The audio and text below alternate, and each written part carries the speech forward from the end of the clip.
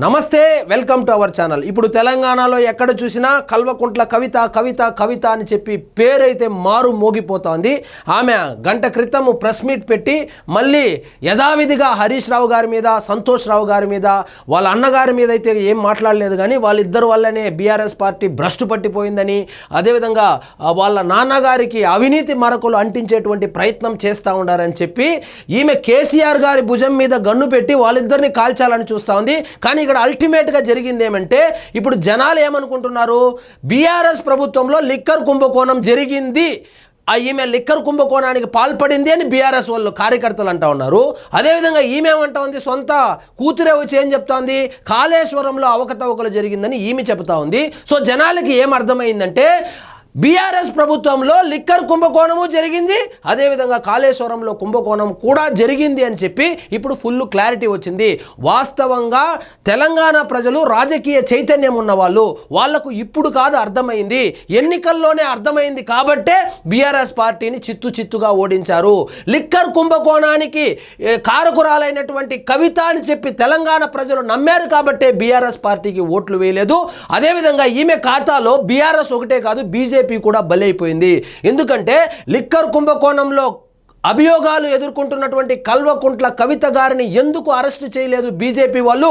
బీజేపీకి BRS B team అని చెప్పి రేవంత్ రెడ్డి గారు చెప్పి ఆ బీజేపీకి వచ్చేటువంటి 20-30 సీట్లు వచ్చేవి, దాన్ని 8కి కుదించడానికి కూడా ఆ లిక్కర్ కుంభకోణమే కారణము. ఇప్పుడు అనుకుంటున్నారు ఈ లిక్కర్ కుంభకోణం జరిగింది, లేదంటే కాళేశ్వరంలో ఏదో అవకతవకలు జరిగిందని.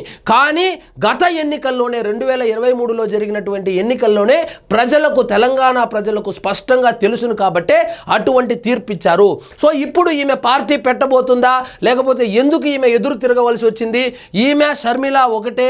షర్మిల ఏ విధంగా జగన్మోహన్ రెడ్డి గారిని మోసం చేసిందనో, లేకపోతే ఆయన్ని ఎదురించిందనో, వీళ్ళిద్దరికి మధ్య తేడాలను ఇప్పుడు సోషల్ మీడియా వేదికగా చర్చించుకుంటున్నారు. కానీ అది తప్పు. షర్మిల గారి పరిస్థితి వేరే, కల్వకుంట్ల కవిత గారి పరిస్థితి వేరే. పాపం షర్మిల గారికి, రాజశేఖర్ రెడ్డి గారి ముద్దుల బిడ్డ అయినటువంటి షర్మిల గారికి వాళ్ళ అన్న కనీసము కార్పొరేటర్ పోస్టు కూడా ఇవ్వలేదు. పాదయాత్ర చేసి ఈయన జైల్లో ఉన్నప్పుడు కాళ్ళు అరిగేలాగా తిరిగి వైఎస్ఆర్సీపీ పార్టీ అనే దానికి ప్రాణం పోసినటువంటి షర్మిలకు ఈయన కనీసం కార్పొరేటర్ పోస్టు కూడా ఇవ్వలేదు. ఇంకా ఆస్తుల కథ తెలిసిన విషయమే, అది కోర్టులో నడుస్తూ ఉంది, మీకు అందరికీ తెలుసు.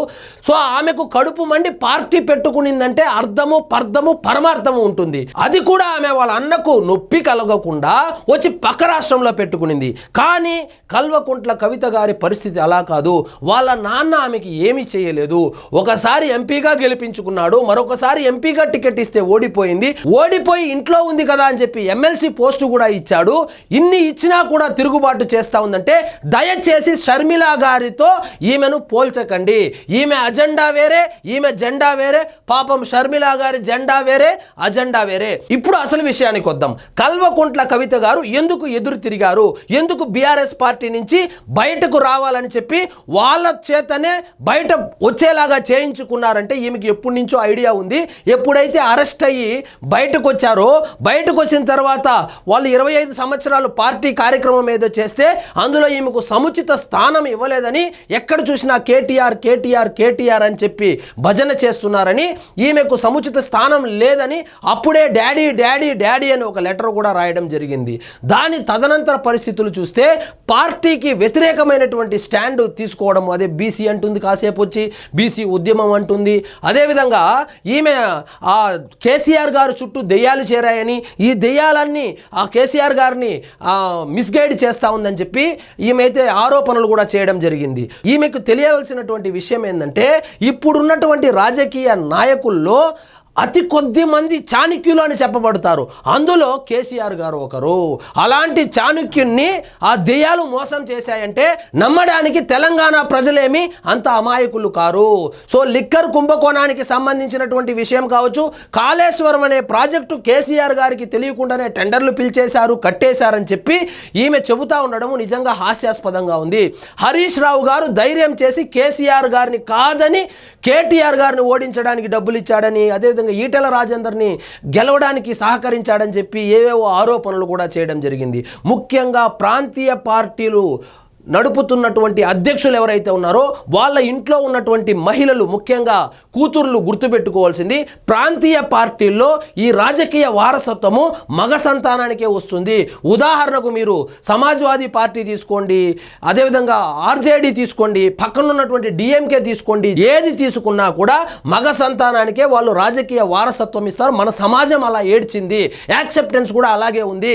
కాబట్టి ఎవరెవరైతే ప్రాంతీయ పార్టీల అధ్యక్షులకు కూతుర్లుగా ఉన్నారో వాళ్ళు పరిధి తెలుసుకోవాలి. వాళ్ళ పరిధి తెలుసుకోకుండా రాజకీయ ఆకాంక్షతో వెళితే ఒక షర్మిల, ఒక కవిత అవుతారు.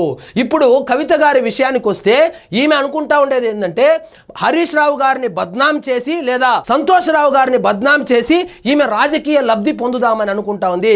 కేసీఆర్ అనేటువంటి ఒక పేరు, కేసీఆర్ అనేటువంటి ఒక ఫోటో ఉన్నంత వరకే ఓట్లు పడతాయి, రాజకీయాల్లో మనుగడ సాధ్యమవుతుంది. ఆ బ్రాండ్ మీదనే వీళ్ళు బురద జల్లేటువంటి ప్రయత్నం చేస్తూ ఉంటే ఎవరు సలహాలు ఇస్తూ ఉన్నారో మనకు తెలియదు. కానీ ఈమె ఇండైరెక్ట్ గా కేసీఆర్ గారికి అవినీతిలో భాగం ఉందన్నట్లే చెప్పారు. పేరు ఎత్తకపోయినా మా నాన్న దేవుడు అంటే, ఇప్పుడు హరీష్ రావు గారు మీరు చెప్పినట్లే ఈ అవినీతి చేసి ఉంటే అప్పుడు ముఖ్యమంత్రి కేసీఆర్ గారే. కాబట్టి ఖచ్చితంగా కేసీఆర్ గారికి కూడా శిక్ష పడుతుంది, ఆయన విచారణకు వెళ్ళాలి, ఆ అవినీతి మరకలు ఆయనకు కూడా అంటుకుంటుంది. అదేవిధంగా సంతోష్ రావు గారి పేరు చెబుతా ఉన్నారు. సంతోష్ రావు గారు కేసీఆర్ గారికి తెలియకుండా ఇంతంత పెద్ద కార్యక్రమాలు చేశారంటే ఎవ్వరూ నమ్మరు. కాబట్టి ఎవరో మిస్గైడ్ చేస్తూ ఉన్నారు. ఇంకొకటి ఏంటంటే వీళ్ళ కుటుంబంలో చీలికలు తేవడానికి ఈ సంతోష్ రావు గారు కావచ్చు, అదేవిధంగా హరీష్ రావు గారు కావచ్చు పావులు కదుపుతా ఉన్నారు అని చెప్పుకొని వచ్చింది. అందులో భాగంగా ఈమె ఎప్పుడైతే మొన్న ప్రెస్ మీట్ పెట్టిందో, ప్రెస్ మీట్ పెట్టిన గంటకే కేటీ రామారావు గారు ఒక ట్వీట్ వేశారు, అది హరీష్ రావు గారిని సమర్థిస్తూ. అదేవిధంగా హరీష్ రావు గారిని చాలా ఇంటర్వ్యూల్లో అడిగితే మా అధ్యక్షుడు ఆయన కేసీఆర్ గారు అయితే ఆయన తర్వాత వర్కింగ్ ప్రెసిడెంట్ కేటీఆర్ అని చెప్పి చాలా క్లారిటీగా కూడా ఉన్నాడు. ఇప్పుడు వచ్చిందనే రేవంత్ రెడ్డి గారు వాళ్ళ వెనకాల ఉండి నడిపిస్తూ ఉన్నాడు, లేదంటే బీజేపీ వాళ్ళు అంటారు రేవంత్ రెడ్డి గారు ఈమె వెనకాల ఉండి నడిపిస్తూ ఉన్నారని చెప్పి. ఆయన ముఖ్యమంత్రి, ఆయన ఎవరో వెనకాల ఉండి నడిపించాల్సినటువంటి అవసరం ఆయనకి ఏముంది? ఆయన తన ప్రత్యర్థిగా భావించేది కేవలము కేసీఆర్ గారిని మాత్రమే, మిగిలిన వాళ్ళని కనీసం పట్టించుకోడు. సో ఆ విధంగా కల్వకుంట్ల కవిత గారు తన రాజకీయ లబ్ధి కోసము ఆ బురద ఏదైతే ఉందో ఇంకా ప్రూవే కాలేదు, ఎంక్వైరీనే స్టార్ట్ కాలేదు, అవినీతి జరిగిందో లేదో తెలియదు, ఏం జరిగిందో కూడా తెలియకముందే లేదు ఆ కాళేశ్వరంలో అవినీతి జరిగింది, ఆ అవినీతి చేసింది హరీష్ రావు, సంతోష్ రావు అని చెబితే అప్పుడు ముఖ్యమంత్రిగా ఉండింది కేసీఆర్ గారు కాదా? ఆ మరకలు కేసీఆర్ గారికి అంటుకోవా? ఆ లాజిక్ ఈమె ఎలా మిస్ అయింది? కానీ మా కొడుకుని ఆశీర్వదించలేదు, నా పేరు పిలిచలేదు, నాకు అపాయింట్మెంట్ ఇవ్వలేదు, నా ఫోటోలు వేయలేదు, అవన్నీ కుటుంబ తగాదాలు, కూర్చొని మాట్లాడుకోవాల్సినటువంటి తగాదాలు. ఇటువంటివి బయటకు వచ్చినప్పుడు ఖచ్చితంగా కేసీఆర్ గారికి అవినీతి మరకలు అంటుకునింది అంటే బీఆర్ఎస్ పార్టీకి కూడా అంటుకున్నట్లే. కేసీఆర్ అంటే వేరు, బీఆర్ఎస్ అంటే వేరు కాదు. కేసీఆర్ అంటేనే బీఆర్ఎస్, బీఆర్ఎస్ అంటేనే కేసీఆర్. ఇది కూడా తెలియకుండా ఇంకా నేను రాజకీయాలు చేసేస్తాను, పార్టీ పెట్టేస్తాను, ఏదో చేసేస్తానంటే ఈమె పార్టీ పెడితే ఎంత ఇంపాక్ట్ ఉంటుందంటే, ఆమె పార్టీ పెడితే మరొకసారి కేసీఆర్ గారిని ముఖ్యమంత్రిగా కాకుండా అడ్డుకోవడం తప్పితే ఇందులో ఏమీ కనబడడం లేదు. ఈమె సొంతంగా పార్టీ పెడితే ఇప్పుడు 3 ప్రధాన పార్టీలు ఉన్నాయి, కాంగ్రెస్ కావచ్చు, బీజేపీ కావచ్చు, బీఆర్ఎస్ కావచ్చు. ఈమె పార్టీ పెడితే ఈమె తెలంగాణ జాగృతిలో చాలా యాక్టివ్గా పనిచేసింది కాబట్టి ఈమెకు పరిచయం ఉన్నటువంటి నాయకులు మొత్తం బీఆర్ఎస్ లోనే ఉన్నారు. ఒక్కొక్క నియోజకవర్గంలో కాంగ్రెస్ లో తీసుకుంటే 2-3 టికెట్ కోసం ఆశించే వాళ్ళు ఉన్నారు, బీజేపీలోనూ ఉన్నారు, బీఆర్ఎస్లో కూడా ఉన్నారు. ఒకవేళ బీఆర్ఎస్లో కనుక టికెట్లు రాని వాళ్ళను కనుక ఈమె చేరవేసి టికెట్లు ఇస్తే బీఆర్ఎస్కే కదా బొక్క. బీఆర్ఎస్కి బొక్క పడితే ఖచ్చితంగా కాంగ్రెస్ కానీ బీజేపీ కానీ బలపడేటువంటి అవకాశం ఉంది.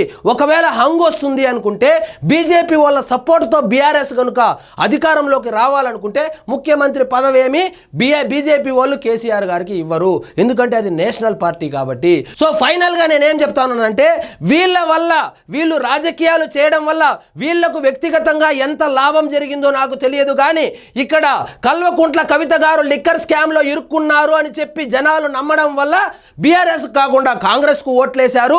అదేవిధంగా ఎందుకు కల్వకుంట్ల కవిత గారిని ఇంతవరకు అరెస్ట్ చేయలేదని బీజేపీకి కాకుండా కాంగ్రెస్ కు ఓట్లు వేసి కల్వకుంట్ల కవిత గారు ఇండైరెక్ట్ గా లేదా డైరెక్ట్ గానే చెప్పవచ్చును రేవంత్ రెడ్డి ముఖ్యమంత్రి కావడానికి సహాయ సహాయపడింది. ఇక షర్మిల గారి విషయానికి వస్తే ఈమెకేదో బాధనో లేకపోతే ఆమెకు కష్టమో ఉంటే ఆంధ్రప్రదేశ్లో పార్టీ పెట్టాల్సింది పోయి ఇక్కడ తెలంగాణలోకి వచ్చి రాజశేఖర్ రెడ్డి గారిని ఎవరైతే ఇష్టపడుతున్నారో వాళ్ళనందరినీ మొదట్లో ఆకర్షించి ఏదో నియోజకవర్గానికి 2000-3000 ఓటు బ్యాంక్ లాగా ఏర్పరచుకొని పాదయాత్ర చేసి మొత్తం ఒక సిస్టమ్ లాగా క్రియేట్ చేసుకొని మొత్తాన్ని తీసుకెళ్లి కాంగ్రెస్లో విలీనం చేసి ఈమె కూడా రేవంత్ రెడ్డి గారు ముఖ్యమంత్రి కావడానికి ఉపయోగపడ్డారు.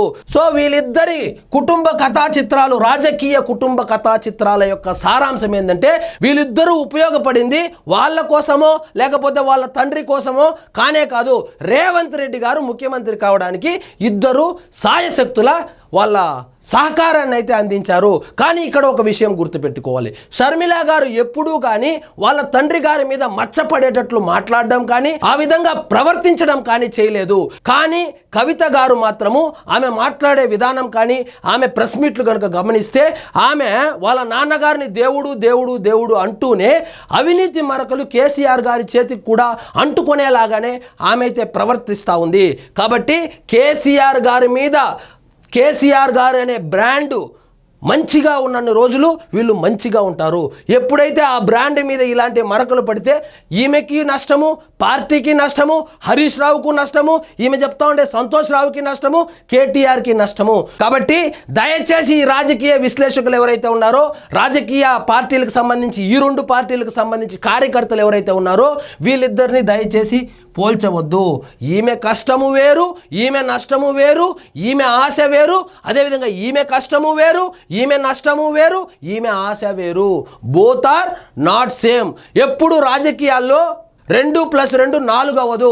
ఆమె కూతురు అయింది కాబట్టి ఏమీ చేయలేకపోయింది, ఈమె కూతురు కాబట్టి షర్మిల లాగే ఈమె కూడా ఏమీ చేయలేక పార్టీ కలిపేస్తుంది. ఇదంతా కాదు, ఈమె పార్టీ పెడితే గనుక ఈమె చీల్చే ప్రతి ఓటు కేసీఆర్ సృష్టించుకున్నటువంటి ఓటు బ్యాంకు నుంచి పడేటువంటి ఓట్లు మాత్రమే. ఈమె బీఆర్ఎస్కి డ్యామేజ్ చేస్తుందే కానీ ఇంకా చేసేది ఏమీ లేదు. సో ఇదండి ఈరోజు మన టాపిక్. మీకు ఈ వీడియో నచ్చినట్లయితే లైక్ చేయండి, షేర్ చేయండి, ఛానల్ మాత్రం సబ్స్క్రైబ్ చేసుకోవడం మర్చిపోవద్దు.